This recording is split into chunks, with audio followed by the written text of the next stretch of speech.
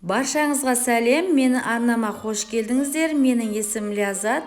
Бүгін біз картоп қуырамыз және де олдырықтан котлет жасайтын боламыз.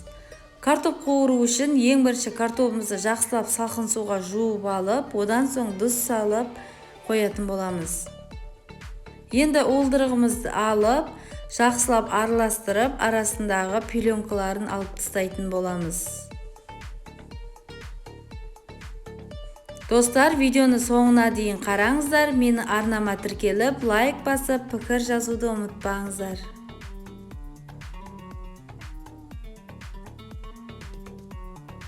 Олдырығымызға тұз бұрышымызды қосып, жақсылап араластырамыз. Және де жұмыртқа қосатын боламыз. Біз жұмыртқаны бірден қосып жібермей, біртіндеп қосатын боламыз. Котлетімізді дайындау үшін ұнымызды електен өткізіп аламыз.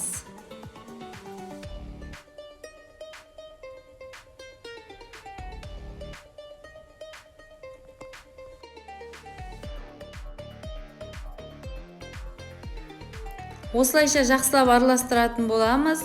Арасында түйір қалып қоймау керек.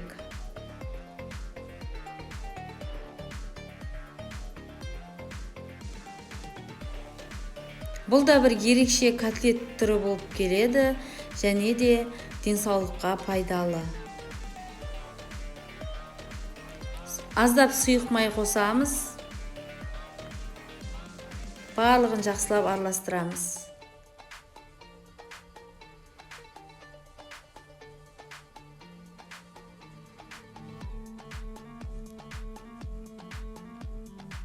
Менің арнамда сіздер үшін өте оңай, өте жеңіл, қолжетімді рецепттер болады. Сондықтан да менің арнамда жібермей көріңіздер.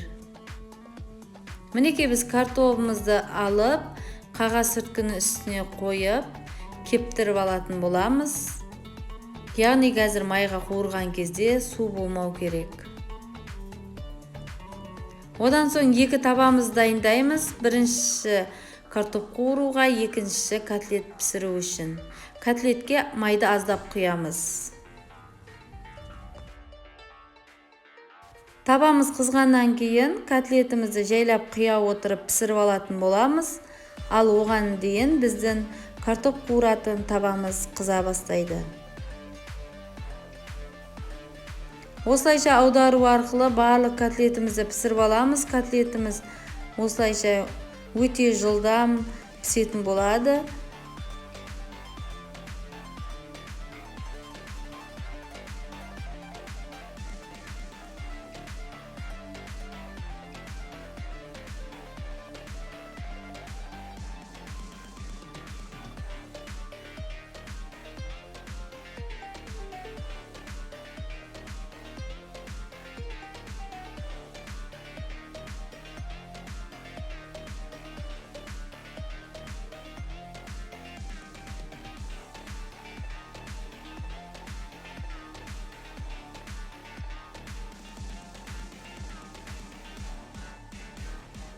Енді мінекей достар, бірінші табамыз май қызды. Енді картоптарымызды салып қуыратын боламыз. Картоптың сырты қызарып пісіргенше қуыратын боламыз.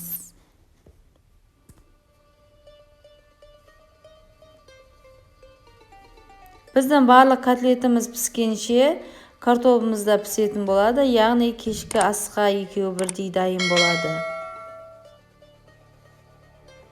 Мінекей картоптар жайлап қызарып келе жатыр, дайын болып қалды.